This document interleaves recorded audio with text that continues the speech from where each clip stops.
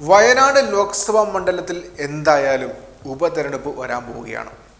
ഉപതെരഞ്ഞെടുപ്പിൽ ബൈ ഇലക്ഷനിൽ കോൺഗ്രസിന് വേണ്ടി മത്സരിക്കാൻ പോകുന്നത് പ്രിയങ്ക വദ്രയായിരിക്കും. ആ കാര്യത്തിലും ഏകദേശം തീരുമാനമായിട്ടുണ്ട്. പ്രിയങ്ക വദ്ര തന്നെ ആയിരിക്കുമെന്ന കാര്യത്തിൽ നേരത്തെ തന്നെ തീരുമാനമായിരുന്നു. എല്ലാവർക്കും ഉറപ്പായിരുന്നു. മറ്റൊരു പേര് വരാനുള്ള സാധ്യത വളരെ കുറവായിരുന്നു, എല്ലാവർക്കും അറിയുകയും ചെയ്യായിരുന്നു.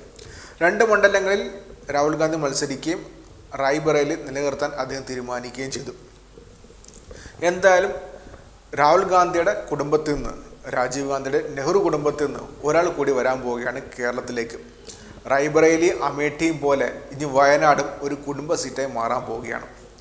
പ്രിയങ്ക വദ്ര ഇവിടെ വരുന്നതോടെ, കേരളത്തിൽ മത്സരിക്കാൻ എത്തുന്നതോടെ പൂർണ്ണമായിട്ടും കോൺഗ്രസിൻ്റെ അധിനിവേശം, ആധിപത്യം ഉറപ്പിക്കാനാകുമെന്നാണ് സംസ്ഥാനത്തെ മുഖ്യധാര മാധ്യമങ്ങളും കോൺഗ്രസ്സുകാരും ആവർത്തിച്ച് പറയുന്നത്.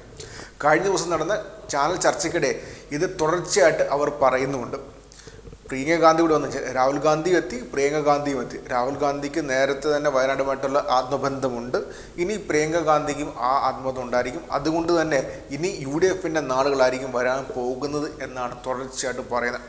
കഴിഞ്ഞ ദിവസം എന്ന് വെച്ച് കഴിഞ്ഞാൽ പ്രിയങ്ക ഗാന്ധിയുടെ സ്ഥാനാർത്ഥം ഉറപ്പിച്ചതിന് ശേഷം നടന്ന ചാനൽ ചർച്ചകളിൽ എല്ലാ ചാനലിലും പ്രധാനപ്പെട്ട ചർച്ചാ വിഷയം ഇതായിരുന്നു. അവിടെ എല്ലാ മാധ്യമങ്ങളും, മുഖ്യധാര മാധ്യമങ്ങളും പ്രതിപക്ഷത്തുള്ള കോൺഗ്രസ്സുകാരും പറഞ്ഞ കാര്യം ഇതാണ്: പ്രിയങ്ക ഗാന്ധി വരുന്നതോടെ, പ്രിയങ്ക വദ്ര വരുന്നതോടെ പിന്നെ UDF സർവാധിപത്യമായിരിക്കുന്നു. ഇതിനെക്കുറിച്ച് രാഷ്ട്രീയ നിരീക്ഷകനായ പ്രേംകുമാർ ഒരു കുറിപ്പ് എഴുതിയിട്ടുണ്ട്. രസകരമായ ഒരു കുറിപ്പാണ്. അദ്ദേഹം പറയുന്നത് ഇങ്ങനെയാണ്: പ്രിയങ്ക വധേര വയനാട്ടിൽ വരുന്നതോടെ ഇനി അങ്ങോട്ട് വരാനുള്ള സകല ഇലക്ഷനുകളും കോൺഗ്രസ് തൂത്തുവാരാൻ പോവുകയാണെന്ന മട്ടിലാണ് പറച്ചിൽ. പക്ഷേ ചാക്കോ മാഷെ, 2019-ലെയും 2024-ലെയും ഭൂരിപക്ഷ കണക്കുകൾ നോക്കുമ്പോൾ വേറൊരു കണക്കാണല്ലോ കാണുന്നത്.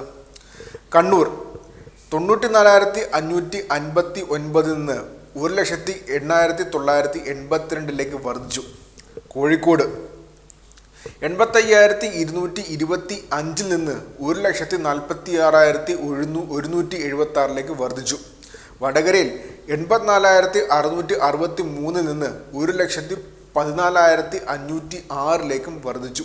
കാസർഗോഡാണെങ്കിൽ 40,438 നിന്ന് 1,649 വർദ്ധിച്ചത്.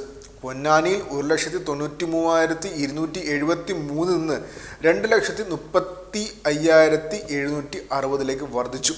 മലപ്പുറത്താണെങ്കിൽ 1,14,692 നിന്ന് 3,118 വർദ്ധിച്ചു. പക്ഷേ രാഹുൽ ഗാന്ധി മത്സരിച്ച വയനാട്ടിൽ മാത്രം ഭൂരിപക്ഷം 4,31,770 നിന്ന് 3,64,422 കുറഞ്ഞു. കുറഞ്ഞ കണക്ക് നോക്കുമ്പോഴത്തേക്കും 67,348 വോട്ടുകളാണ്. ശതമാനക്കണക്കിൽ പറഞ്ഞാൽ 15% കുറഞ്ഞു. ഇന്ത്യയിൽ മൊത്തം കോൺഗ്രസിന് വോട്ടും സീറ്റും കൂടിയപ്പോൾ വയനാട്ടിൽ രാഹുൽ ഗാന്ധിക്ക് മാത്രം വോട്ട് കുറഞ്ഞു.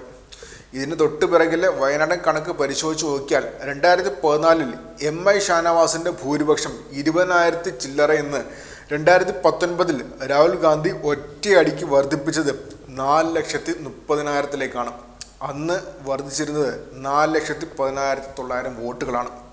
അതേ രാഹുൽ ഗാന്ധി ഇവിടെ ഉള്ളപ്പോൾ തന്നെയാണ് 2020-ൽ പഞ്ചായത്തിലും 2021-ൽ നിയമസഭയിലും ഇടതുപക്ഷം ഗംഭീര വിജയം നേടിയത്. പ്രിയങ്ക വരുന്നത് നല്ല കാര്യമാണ്. കോൺഗ്രസിൻ്റെ ഏറ്റവും പ്രഷ്യസായ നേതാവിന് കൂളായിരിക്കാൻ നല്ലതെന്ന് അവർക്ക് തോന്നുന്നത് നമ്മുടെ വയനാടാണെന്നത് നല്ല കാര്യമാണ്. എന്നാൽ അതുകൊണ്ട് കേരളം മൊത്തം ഒലിച്ചു പോയി വയനാട്ടിൽ ചെല്ലുമെന്ന് വിചാരിച്ചുകൊണ്ടിരിക്കുന്നതിൽ തെറ്റില്ലപ്പ. പക്ഷെ അങ്ങനെ ഒന്ന് നടക്കൂല എന്ന് മാത്രമേ ഉള്ളൂ. അതാണ് ഏറ്റവും പ്രധാനപ്പെട്ട കാര്യം. പ്രിയങ്ക ഗാന്ധി വരുന്നതുകൊണ്ട് എല്ലാം കൂടെ വോട്ട് അങ്ങ് ഒലിച്ച് എന്ന് വയനാട്ടിൽ നിൽക്കുമെന്ന് ആരെങ്കിലും പ്രതീക്ഷ കഴിഞ്ഞാൽ അങ്ങനെ പ്രതീക്ഷിക്കേണ്ട. അത് 2020 നിന്നിട്ടില്ല, 2021 നിന്നിട്ടില്ല. സൂക്ഷ്മമായ ചില കാര്യങ്ങളിൽ ഇടതുപക്ഷം കൃത്യമായ ചില മാറ്റങ്ങൾ വരുത്തിയാൽ, ഇതുവരെ ചെയ്ത പോലെ കാര്യങ്ങൾ ജനങ്ങൾക്ക് മനസ്സിലാകുന്ന പോലെ പറഞ്ഞാൽ, ഒന്നുകൂടി സ്ട്രാറ്റജിക്കായി കാര്യങ്ങൾ അവതരിപ്പിച്ചാൽ പ്രിയങ്ക വധേര വയനാട്ടിൽ സുഖമായിരിക്കത്തേ ഉള്ളൂ. പഞ്ചായത്തിലേക്കും നിയമസഭയിലേക്കും 2020-ലേതും 2021-ലേതും തുടരുകയുള്ളൂ. ആര് വേണമെന്ന് നന്നായി ആലോചിച്ച് തന്നെയാണ് ആളുകൾ വോട്ട് ചെയ്യാറുള്ളൂ എന്ന് പറഞ്ഞാണ് പ്രേംകുമാറിന് ആ പോസ്റ്റ് അവസാനിക്കുന്നത്. അത് ഏറ്റവും പ്രധാനപ്പെട്ട കാര്യമാണ്. പ്രിയങ്ക വധേര വരുന്നതുകൊണ്ട് മാത്രം അങ്ങ് വയനാട്ടിലോട്ട് എല്ലാം അങ്ങ് ഒലിച്ചു പോകുമെന്ന് ആരും പ്രതീക്ഷിക്കേണ്ട. മാധ്യമങ്ങൾ അങ്ങനെ പറഞ്ഞാൽ പോലും പ്രതിപക്ഷം അങ്ങനെ പ്രതീക്ഷിക്കേണ്ട എന്ന് വ്യക്തമായിട്ട് പ്രേംകുമാർ പറയുന്നുണ്ട്. അത് തന്നെ കൂട്ടിച്ചേർക്കാനുള്ള പ്രധാനപ്പെട്ട കാര്യം, പ്രിയങ്ക ഗാന്ധി മത്സരിക്കാൻ അവരുടെ ആദ്യത്തെ മത്സരത്തിന് വേണ്ടി വയനാട്ടിൽ എത്തിയിരിക്കുകയാണ്. ഏറ്റവും കൂടുതലായിട്ട് മത്സരിക്കാൻ പറ്റിയ മണ്ഡലം വയനാട്ടാണെന്ന് അവർ കൺസിഡർ ചെയ്തിരിക്കുകയാണ്. അതൊരു നല്ല കാര്യം തന്നെയാണ്. പക്ഷേ എന്നിരുന്നാൽ പോലും അതുകൊണ്ട് മാത്രം അങ്ങ് മൊത്തം സീനും മാറുമെന്ന് ആരും പ്രതീക്ഷിക്കേണ്ട. സീൻ ഇതുപോലെ തന്നെ ആയിരിക്കും.